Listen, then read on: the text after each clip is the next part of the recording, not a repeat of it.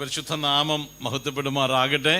ഇന്ന് നിങ്ങളോടൊപ്പം ആയിരിക്കുന്നതിൽ ഈ സഭയിൽ മാതൃസഭയിലായിരിക്കുന്ന ഞാൻ കർത്താവിൽ സന്തോഷിക്കുകയാണ്. ദൈവസ്ഥാനിലായിരിക്കുന്ന എല്ലാ ദാസന്മാർക്കും ശുശ്രൂഷയിലായിരിക്കുന്നവർ, സഭയിലെ പ്രായമുള്ള മാതാപിതാക്കൾ, കുഞ്ഞുങ്ങൾ, നമ്മുടെ സഭയിൽ ശുശ്രൂഷിക്കുന്ന അനുഗ്രഹീതനായ കർത്താവിൻ്റെ ദാസൻ അലക്സ് പാസ്റ്റർ കുടുംബം, എല്ലാവരെയും ഓർത്ത് ദൈവത്തെ സ്തുതിക്കുകയും കർത്താവിൻ്റെ നാമത്തിൽ വന്ദനം പറയുകയും ചെയ്യുന്നു. So happy to hear from the young servants of God from India Bible College and Seminary, which is next to my house. I'm your neighbor, you know. Okay. And the interesting part is that I went to Bangalore to do my studies, theological studies in Southern Asia Bible College. And the funny thing is that young man from Bangalore came to next to my house to study the word of God. അവിടെ നിന്ന് ദൈവനെ പഠിക്കുവാനായിട്ട് ആ പ്രിയ സഹോദരനെ കർത്താവ് കൂട്ടി വരുത്തി.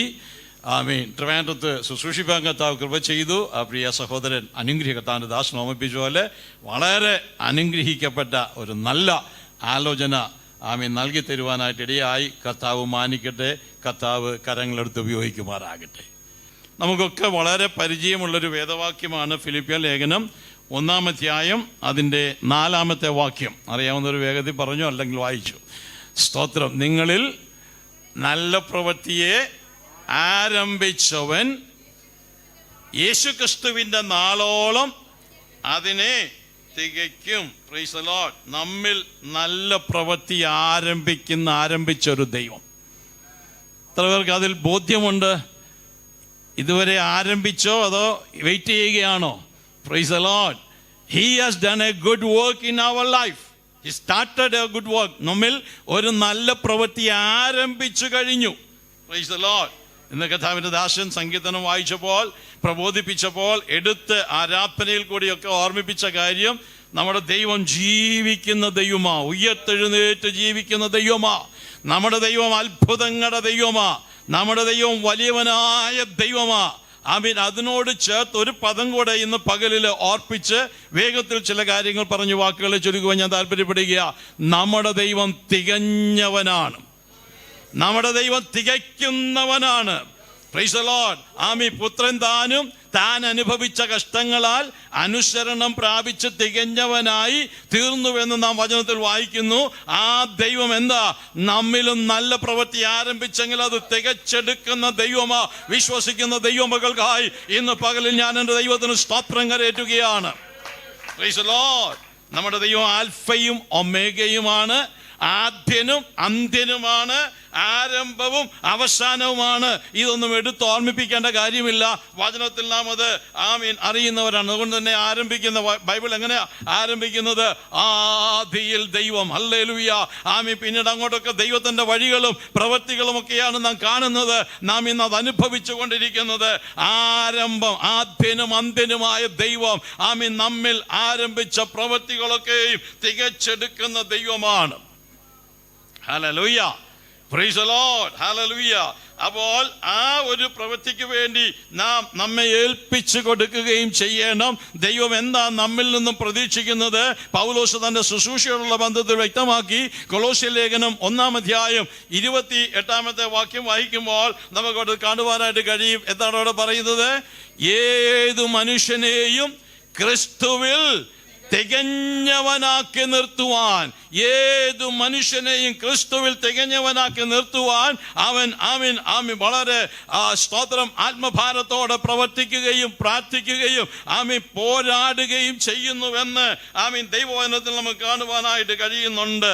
ഇന്ന് പകലിൽ ഞാൻ ചോദിക്കട്ടെ, സ്തോത്രം, നമ്മിൽ എപ്പോഴാണ് ഈ ദൈവപ്രവൃത്തി അല്ലെങ്കിൽ ദൈവം തന്റെ പ്രവൃത്തി ആരംഭിക്കുന്നത് എന്ന് ചോദിച്ചാൽ, എപ്പോഴാണ് ദൈവം നമ്മുടെ മേൽ ദൃഷ്ടി വയ്ക്കുന്നത്?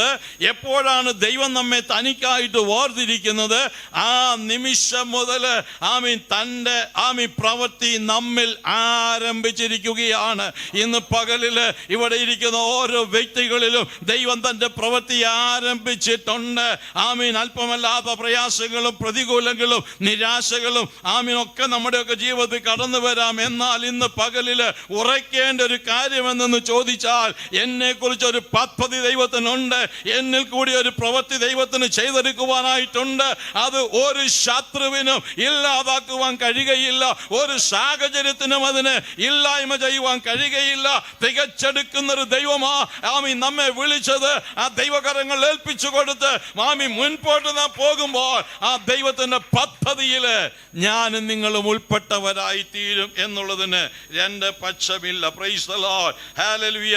എപ്പോൾ ദൈവം ഒരു വ്യക്തിയെ വേർതിരിക്കുന്നുവോ ആ സമയം മുതൽ ആ നല്ല പ്രവൃത്തി നമ്മിൽ ആഗ്രഹിക്കുകയാണ്. ഹല്ലേലൂയ. സങ്കീർത്തനത്തിൽ നാം അത് കാണുന്നുണ്ടല്ലോ, നമ്മെ ഉരുവാക്കുന്നതിന് മുൻപേ ഹല്ലേലൂയ ഭിന്നാകാരമായിരുന്നപ്പോൾ ആമീൻ ഒന്നുമില്ലാതെ ഇരുന്നപ്പോൾ ആമീൻ എന്നെ പറ്റിയുള്ള പദ്ധതിയെല്ലാം നിന്റെ പുസ്തകത്തിൽ എഴുതി വച്ചിരിക്കുന്നു, അതൊന്നും നിഷ്ഫലമായി പോകുകയില്ല എന്ന് ദൈവത്തിൽ വിശ്വസിക്കുന്ന ദൈവവചനം മനസ്സിലാക്കുന്ന ഒരു വ്യക്തിക്ക് നന്നായിട്ട് അറിയാം എന്നുള്ളത് ഓർത്ത് ഞാൻ ഇന്ന് പകലില് എന്റെ ദൈവത്തിന് സ്തോത്രം കരേറ്റുകയാണ്.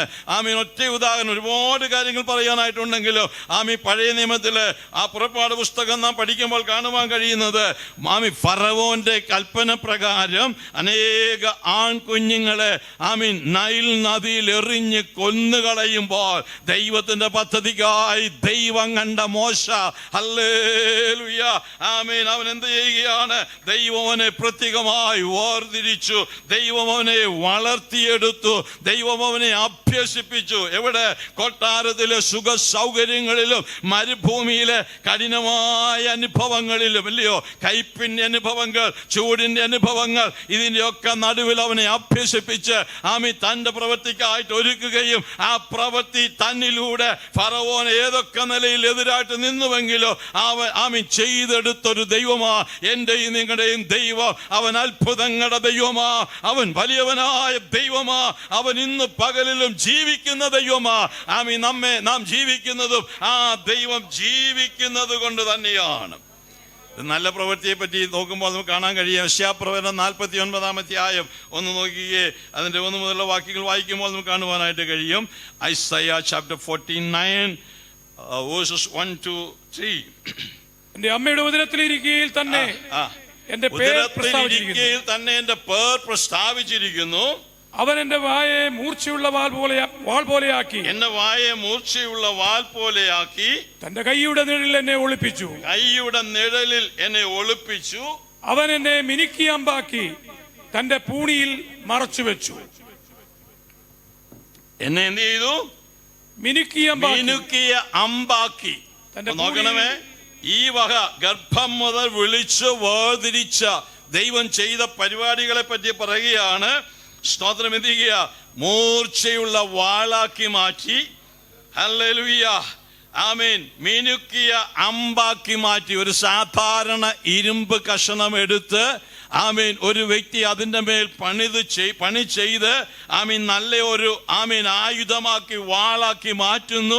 അതിൽ പിന്നെയും ആമീൻ സ്തോത്രം മൂർച്ച വരുത്തി ആമീൻ ഹല്ലേലൂയ അതിനെന്ത് ചെയ്യുക? മിനുസമുള്ള ഒരമ്പാക്കി മാറ്റുന്നത് പോലെ ആമീൻ ആ ദൈവം ഹല്ലേലൂയ ആ ഉടയവൻ ആമീൻ ഒരു ആമീൻ സ്തോത്രം യോഗ്യതയും ഇല്ലാതിരുന്ന, ലക്ഷണമില്ലാതിരുന്ന, നാം കേട്ടുവല്ലോ, ആ അവസ്ഥയിലായിരുന്ന നമ്മയൊക്കെ വിളിച്ചു തിരിച്ച് ആമീൻ നല്ല ആമീൻ സ്തോത്രം ഹല്ലേലൂയ ആമീൻ സ്തോത്രം വാൾ പോലെയാക്കി എടുത്ത് തന്റെ ആമീൻ പൂണിയില് മിനുക്കിയ അമ്പാക്കി എടുത്ത് ഈ നാളുകളിൽ ഉപയോഗിക്കുന്നത് കൊണ്ട് എത്ര പേർക്ക് ദൈവത്തിന് മഹത്വം കരേറ്റുവാൻ കഴിയും, സന്തോഷിപ്പാൻ തക്കവണ്ണം കഴിയും. അത് തന്നെയാണ് ആ യെശയ്യാപ്രവചനം 46 അധ്യായത്തിന്റെ ആമീൻ 3-4 വാക്യങ്ങൾ വായിക്കുമ്പോൾ നമുക്ക് കാണുവാനായിട്ട് കഴിയുന്നത്, ഗർഭം മുതൽ വഹിക്കപ്പെട്ടവരും ഉദരം മുതൽ ചുമക്കപ്പെട്ടവരുമായ യാക്കോബ് ഗ്രഹവും ഇസ്രായേൽ ഗ്രഹത്തിൽ ശേഷിച്ചിരിക്കുന്ന എല്ലാവരുമായുള്ളവരെ എന്റെ വാക്ക് കേൾപ്പീൻ. അല്ലയോ കുമാരി, കേൾപ്പീൻ, എന്റെ വാക്ക് കേൾപ്പീൻ,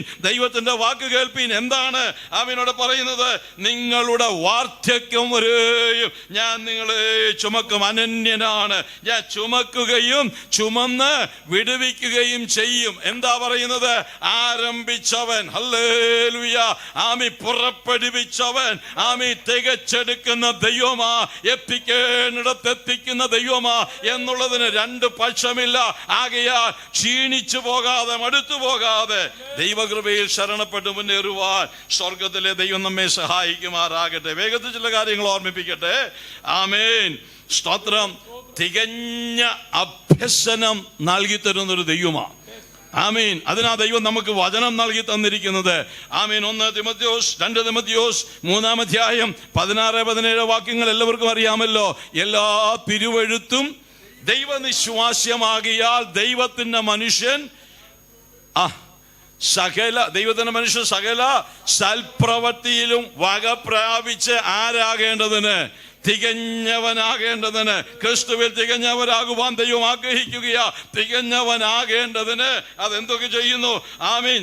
ഉപദേശിക്കുന്നു, ശാസിക്കുന്നു, ഗുണീകരിക്കുന്നു, അല്ലെങ്കിൽ ഗുണദോഷങ്ങൾ നൽകുന്നു, നീതിയിലുള്ള അഭ്യാസനം നടത്തുന്നു. ഈ ദൈവവചനം ശാസിക്കും, ഇത് ഗുണീകരിക്കും, ആമീൻ, ഇത് ആമീൻ സ്തോത്രം ഉപദേശിക്കും. അതല്ലാതെ കർണരസമാകുമാറ്, ആമീൻ ഇക്കിളി ലഭിക്കുമാറ്, ആമീൻ നമ്മുടെ താല്പര്യത്തിനൊത്തവണ്ണം വല്ലതും പറയുകയല്ല. ഈ നല്ല വചനത്തിനായി ഞാൻ ദൈവത്തിന് സ്തോത്രം ചെയ്യുകയാണ്. ആ വചനത്തെ പറ്റി പറയുന്നത് സങ്കീർത്തനം 18:30 തോന്നുന്നു. ദൈവത്തിന്റെ വചനം തികവുള്ളത്. ദൈവത്തിന്റെ വചനം തികവുള്ളത്. അത് ദൈവനിശ്വാസ്യമാകിയാൽ നമ്മെ തികഞ്ഞവരാക്കുന്ന ദൈവവചനത്തിനായി ഇന്ന് പകലിൽ ഞാൻ എന്റെ ദൈവത്തിന് സ്തോത്രം ചെയ്യുകയാണ്. ഹല്ലേലൂയ. ആമീൻ. എന്താ പറയുന്നത്? തിരുവചനമാണ് ആമീൻ നമ്മെ തികഞ്ഞവനാക്കി തീർക്കുന്നത്. അതുകൊണ്ട് ഈ ദൈവത്തിന്റെ വചനം വായിക്കുക, ധ്യാനിക്കുക, പഠിക്കുക, ആമീൻ സ്തോത്രം, അത് ഹൃദയസ്ഥമാക്കുക. അങ്ങനെയെങ്കിൽ തികഞ്ഞവനായി ദൈവം മുൻപാകെ നിൽക്കുവാൻ നമുക്കിടയായി തീരും. ഹല്ലേലൂയ. ഏത് മനുഷ്യനും തികഞ്ഞവനായി തീരണം എന്നതാണ് ദൈവിക പ്ലാൻ. Price the Lord. അതല്ലാതെ ഒരു മനുഷ്യൻ വളരെ സമ്പന്നനായിട്ട് സഭയും ലോകവും ഒക്കെ അടക്കി വാഴണമെന്നുള്ളതല്ല. സമ്പത്തുണ്ടാക്കുന്നതിലൊന്നും ദൈവത്തിന് വിരോധമില്ല. ചെയ്യാവുന്നതൊക്കെ ചെയ്യാം, കിട്ടാവുന്നതൊക്കെ കിട്ടാം, ലഭിക്കാവുന്നതൊക്കെ ലഭിക്കട്ടെ, നോ പ്രോബ്ലം അറ്റ് ഓൾ. പക്ഷെ ദൈവത്തിന്റെ പ്ലാൻ എന്താണ്? അവൻ ദൈവവിഷയമായി സമ്പന്നനാകണം. അല്ലേ? ലൂക്കോസിന്റെ സുവിശേഷ കഥ പറഞ്ഞിട്ടില്ലേ? ധനികനായ മനുഷ്യന്റെ കാര്യം എല്ലാം ഉണ്ടാക്കി വാരിക്കോരി കൂട്ടി ആശ്വസിക്കുക, തിന്നുക, കുടിക്കുക, ചോദിക്കുക, കൂടാ ഇന്ന് രാത്രിയിൽ നിന്റെ ആത്മാവിനെ പ്രാണനെ ചോദിച്ചാൽ ആമീൻ എന്താകും നിന്റെ സ്ഥിതി? വ്യക്തമായിട്ടും പറഞ്ഞു. ദൈവവിഷയമാകാതെ ആമീൻ സമ്പന്നനായി തീരുന്നവന്റെ അവസ്ഥ ഇത് തന്നെയാണ്. ഇന്ന് പകലില് ആമീൻ നമ്മുടെ ജീവിതത്തെ പറ്റി നമുക്ക് തിരിഞ്ഞു നോക്കാം. ആമീൻ എത്രത്തോളം ദൈവത്തിന് വേണ്ടി ഞാൻ നിലകൊള്ളുന്നു, എത്രത്തോളം ഞാൻ ദൈവത്തിന് വേണ്ടി പ്രവർത്തിക്കുന്നു. ലോകത്തിൽ ഒന്നും ചെയ്യാതെ കുത്തിയിരിക്കുവാനായിട്ടല്ല, അതൊക്കെ നാം ചെയ്യണം. അപ്പോൾ തന്നെ പ്രാധാന്യം കൊടുക്കേണ്ടതിന് പ്രാധാന്യം നാം കൊടുത്ത് ഈ തികഞ്ഞ ആമീൻ ദൈവത്തിന്റെ വചനത്തിൽ നാം ആശ്രയിച്ച് മുൻപോട്ട് പോകുമ്പോൾ ദൈവസന്നിധിയിൽ തികഞ്ഞവനായി നിൽപ്പാൻ തക്കവണ്ണം കഴിയും. Glory to God. ഹല്ലേലൂയ. അങ്ങനെ തികഞ്ഞവനായി നടക്കുന്നവൻ ആമീൻ സ്തോത്രം. കൊലോസ്യ ലേഖനം 1-ാം അധ്യായം 10 മുതലുള്ള വാക്യങ്ങൾ വായിച്ചാൽ വായിക്കുന്നില്ല. ആമീൻ ഞാൻ ഇങ്ങനെ പറഞ്ഞ് അവസാനിപ്പിക്കുകയാണ് വേഗത്തില്. അവരെന്ത് ചെയ്യും? കർത്താവിന് യോഗ്യമാവണ്ണം നടക്കും. ആമീൻ 10 മുതലുള്ള വാക്യങ്ങൾ വായിച്ചാൽ മതി. വീട്ടിൽ ചെന്നിട്ട് സകല ജ്ഞാനത്തിലും വിവേകത്തിലും ദൈവത്തിന്റെ ഇഷ്ടത്തിന്റെ പരിജ്ഞാനം കൊണ്ട് നിറഞ്ഞു വരും. ഹല്ലേലൂയ. ആമീൻ. വിവേകത്തില് ആമീൻ അതിൽ നിറഞ്ഞു വരും, യോഗ്യമായി നടക്കും, ദൈവത്തിന്റെ പരിജ്ഞാനത്തിൽ നിറഞ്ഞു വരും. അവർ ഫലം കായ്ക്കും, അവർ വളർന്നുകൊണ്ടിരിക്കും. അവർ ദൈവത്തെ കുറിച്ചുള്ള ആമീൻ പരിജ്ഞാനത്തിലാണ് വളരുന്നത്. അത് മാത്രമല്ല പൂർണ്ണ ശക്തിയോടെ അവർ ബലപ്പെട്ടു വരുവാനായിട്ടിടയായി തീരും. ഈ നിലകളിലാണ് ഒരു ദൈവ ആമീൻ പൈതൽ തികഞ്ഞവനായി തീരുന്നത്. ഇനിയും അങ്ങനെയുള്ളവർക്ക് ദൈവം കൊടുക്കുന്ന ശക്തിയും തികഞ്ഞ ശക്തിയാണ്. വേഗത്തിലൊന്ന് വായിച്ചേ. 2 കൊരിന്ത്യർ 12-ാം അധ്യായം 9-ാമത്തെ വാക്യം. 2 കൊരിന്ത്യൻസ് chapter 2 verse 9, 12 verse 9. എന്റെ കൃപ നിനക്ക് മതി, എന്റെ ശക്തി ബലഹീനതയിൽ തികഞ്ഞു വരുന്നു. തികഞ്ഞ ശക്തി. ആമേൻ. നമ്മെ സകലത്തിനും തികയ്ക്കുന്ന ശക്തി. അല്ലെങ്കിൽ in English it says for that he will give his perfect power. Praise the Lord. Perfect power. അതിനപ്പുറത്ത് മറ്റൊന്നുമില്ല. തികഞ്ഞ ശക്തി. സ്വാഭാവികമായി ബലഹീനത ആമീൻ എന്നത് ശക്തിയില്ലാത്ത ആമേൻ സ്തോത്രം, ധൈര്യമില്ലാത്ത, പ്രത്യാശയില്ലാത്ത ഒരവസ്ഥയാണ്, ഒരു ക്ഷീണാവസ്ഥയാണ്. എന്നാൽ ആ അവസ്ഥയിലായിരുന്ന ശക്തനായ പൗലോസ് പോലും അങ്ങനെയുള്ള അവസ്ഥയിലായി തീർന്നപ്പോൾ ദൈവത്തിന്റെ ആത്മാവ്, ആമേൻ, കർത്താവ് എന്താ അവനോട് പറയുന്നത്? എൻ്റെ കൃപ നിനക്ക് മതി. ആമേൻ, എൻ്റെ ശക്തി ഞാൻ നൽകി തരുന്ന പെർഫെക്റ്റ് പവർ, ആമേൻ, നിന്റെ ബലഹീനതകളെ അതിജീവിപ്പാൻ തക്കവണ്ണം മതിയായതാണ്. ആമേൻ, ഇന്ന് പകലില് ഒരുവനിൽ ദൈവം പകർന്നു തരുന്ന തൻ്റെ ആത്മശക്തി നമ്മെ ശക്തീകരിക്കുന്നതാണ്. അതുകൊണ്ട് പൗലോസ് ലേഖനം എഴുതിയപ്പോൾ ആമേൻ 2 കൊരിന്ത്യർ 1:4 വാക്യത്തിൽ പറയുന്നത്, എങ്കിലും ഈ അത്യന്ത ശക്തി ഞങ്ങളുടെ സ്വന്തമല്ല എന്ന് വരേണ്ടതിന് ആമേൻ ദൈവത്തിന്റെ ദാനമായി ഞങ്ങളുടെ മൺകൂടാരങ്ങളിൽ പകർന്നിരിക്കുകയാണ്. ഹല്ലേലൂയ. അത്യന്ത ശക്തി ആമേൻ നമ്മിൽ പകർന്ന ദൈവകൃപയ്ക്കായി ദൈവത്തിന് നമുക്ക് സ്തോത്രം ചെയ്യാം.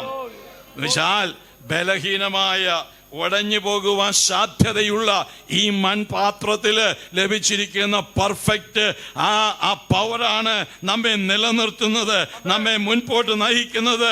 ആമീൻ, പ്രതികൂലങ്ങളെ, പ്രതിസന്ധികളെ തരണം ചെയ്യുവാൻ എന്നെയും നിങ്ങളെയും ശക്തീകരിക്കുന്നത് ആ അത്യന്ത ശക്തിയാണ്. ആ ദൈവശക്തി ഏറ്റെടുത്തുകൊണ്ട് ആത്മാവിൽ ബലപ്പെടുന്ന ദൈവമക്കൾക്കായിട്ട് ഞാൻ ദൈവത്തെ സ്തുതിക്കുകയാണ്. Glory be to God. അപ്പോൾ ഉടയാതെ ആ മൺപാത്രത്തെ നിലനിർത്തി കൊണ്ടുപോകുന്നത് ആമീൻ നാം പ്രാപിച്ച അത്യന്ത ശക്തിയാണ്. അത് ബലഹീനതയില് തികഞ്ഞു വരുന്ന ശക്തിയാണ്. അത് അനുഭവിക്കുവാൻ ദൈവമക്കളാകുന്ന നമുക്ക് ഇടയായി തീരുമാറാകട്ടെ. ഹല്ലേലൂയ. ആമീൻ സ്തോത്രം. സഭായോഗമാണ്, സമയം പരിമിതമാണ്, എനിക്കറിയാം. ഒറ്റ കാര്യം കൂടെ ഓർമ്മിപ്പിച്ച് വാക്കുകളെ ഞാൻ ഇവിടെ അവസാനിപ്പിക്കട്ടെ. ആമീൻ. യോഹന്നാൻ 17:23 വാക്യം. Price the Lord. സമയമെടുത്ത് പറയേണ്ട കാര്യങ്ങളാണെങ്കിലും നിർത്തുകയാണ്. യോഹന്നാൻ 17:23.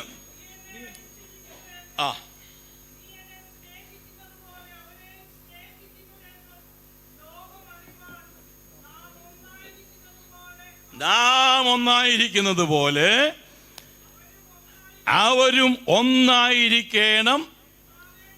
ഒന്നാകേണ്ടതിന് ഞാൻ അവരിലും അവർ എന്നിലുമായി അവർ ഐക്യത്തിൽ തികഞ്ഞവരായിരിക്കണം. നമ്മെ തികഞ്ഞവനാക്കുന്ന ദൈവത്തിന്റെ ആഗ്രഹം. Price the Lord.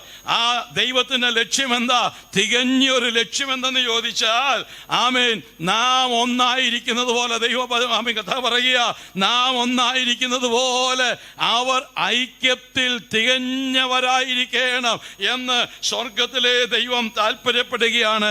Complete unity, hallelujah, അല്ലെങ്കിൽ പെർഫെക്റ്റ് യൂണിറ്റി ആണ് സ്വർഗത്തിലെ ദൈവം പ്രതീക്ഷിക്കുന്നത്. ഇന്ന് പകലിൽ ഞാൻ ഓർമ്മിപ്പിക്കട്ടെ, ആമേൻ, വിട്ടുവീഴ്ച ഇല്ലാതെ ഐക്യം നിലനിർത്തുവാൻ സാധിക്കുകയില്ല. ദൈവമക്കളെ, ആമീൻ, നാം പലരാണ് നമ്മുടെ നടുവില് വിട്ടുവീഴ്ച മനോഭാവം ഇല്ല എങ്കിൽ ഐക്യത നിലനിർത്തുവാൻ കഴിയുകയില്ല. ദൈവത്തിന്റെ പരമപ്രധാനമായ ആമീൻ നമ്മെ കുറിച്ചുള്ള ലക്ഷ്യമെന്ന് ചോദിച്ചാൽ നാം ഐക്യത്തിൽ തികഞ്ഞവരാകണം. ഇന്ന് നമുക്കൊന്ന് നോക്കാം, നമ്മിലേക്ക് നോക്കാം, കുടുംബങ്ങളിലേക്ക് നോക്കാം, സഭകളിലേക്ക് നോക്കാം, സംഘടനയിലേക്ക് നോക്കാം. ലോകത്തെ വിട്, ലോകത്തിൽ അതില്ല. ആമീൻ. എന്നാൽ ആമീൻ കർത്താവ് തന്റെ രക്തത്താൽ സമ്പാദിച്ച ദൈവമക്കളാകുന്ന നമ്മെ കുറിച്ച് സ്വർഗം ആഗ്രഹിക്കുന്നത്, കർത്താവ് പ്രാർത്ഥിക്കുന്നത്, ആമീൻ നാം ഒന്നായിരിക്കുന്നത് പോലെ അവർ ഒന്നായിരിക്കണമെന്നാണ്. ആമീൻ കാര്യങ്ങളൊക്കെ അറിയാവുന്ന ദൈവമക്കളാകിയ ഞാൻ ആ കാര്യം വിശദീകരിക്കാതെ ആമീൻ ഒറ്റ വാക്ക് പറയട്ടെ. സ്വർഗത്തിലെ ദൈവത്തിന്റെ ഏക താല്പര്യം ദൈവജനം ഒന്നായിരിക്കണം. വിവിധ സാഹചര്യങ്ങളിൽ നിന്ന് ആമീൻ വേർതിരിക്കപ്പെട്ടവരാ നാമൊക്കെയും. അറിവില്, ആമീൻ വിദ്യാഭ്യാസത്തില്, ധനത്തില്, കാഴ്ചയില്, സൗന്ദര്യത്തില്, ആമീൻ പല നിലകളിലും നാം എല്ലാവരും വ്യത്യസ്തരാണ്. ഒരുവനെ പോലെ മറ്റൊരുവനില്ല. എന്നാൽ ആമീൻ വചനം പറയുന്നല്ലോ, പല ഭാഗങ്ങൾ പറയുന്നു, ആമീൻ അപ്പം ഒന്നായിരിക്കുന്നത് പോലെ പലരായ നാം ക്രിസ്തുവിൽ ഏക ശരീരമാകുന്നു. ഈ തിരുമേശ ആമീൻ എല്ലാ ഞായറാഴ്ചകളിലും നാം അനുഭവിക്കുന്നുവല്ലോ. എന്താ ദൈവം പ്രതീക്ഷിക്കുന്നത്? ഐക്യത്തിൽ തികഞ്ഞവരായി, ആമീൻ ദൈവസന്നിധിയിൽ തികഞ്ഞവരായി ഞാൻ നിങ്ങൾ മുൻപോട്ട് പോകണം എന്നുള്ളത് തന്നെയാണ്. ആമീൻ അതിനുവേണ്ടി ആമീൻ ദൈവം തന്റെ കരുണയാലും സ്നേഹത്താലും നമ്മെ എന്ത് ചെയ്തു? ക്രിസ്തുവിൽ ഒന്നാക്കി തീർത്തു. നാം ക്രിസ്തുവിൽ ഒന്നാണ്. ആമീൻ. ആ ദൈവകൃപയോടെ മുൻപോട്ട് പോകുവാൻ കർത്താവ് നമ്മെ സഹായിക്കുമാറാകട്ടെ. എഫെസ്യ ലേഖനം 1-ാം അധ്യായം 10-ാമത്തെ വാക്യം വായിക്കുമ്പോൾ സ്വർഗത്തിലുള്ളതും ഭൂമിയിലുള്ളതൊക്കെയും ആമീൻ പിന്നെയും ക്രിസ്തുവിൽ ഒന്നായി തീരുക എന്നാണ് കാല സമ്പൂർണതയിലെ ദൈവത്തിന്റെ വ്യവസ്ഥ. സ്വർഗത്തിലുള്ളതും ഭൂമിയിലുള്ളതും ഒന്നായി തീരണമെന്നുള്ളതാണ്. ഇന്ന് പകൽ ഞാൻ വാക്കുകളെ ചുരുക്കട്ടെ. ക്രിസ്തുവിൽ തികഞ്ഞവനായി തീരുവാൻ സ്വർഗം നമ്മെ കുറിച്ച് ആഗ്രഹിക്കുകയാണ്. നമ്മിൽ നല്ല പ്രവൃത്തി ആരംഭിച്ചവൻ, ആ തികഞ്ഞവൻ നമ്മെയും ആമീൻ അത് പൂർത്തീകരിച്ച് തികഞ്ഞവനാക്കുവാൻ തക്കവണ്ണമാണ് ആമീൻ പണിതുകൊണ്ടിരിക്കുന്നത്. അവന്റെ കരങ്ങളിൽ ഏൽപ്പിച്ചു കൊടുത്ത് ദൈവിക നന്മ അനുഭവിപ്പാൻ സഭയായി വ്യക്തിപരമായി നമ്മെ കർത്താവ് സഹായിക്കട്ടെ എന്ന് പറഞ്ഞ് വാക്കുകളെ ഞാൻ ചുരുക്കുന്നു. ദൈവം നമ്മെ സഹായിക്കുകയും അനുഗ്രഹിക്കുകയും ചെയ്യുമാറാകട്ടെ.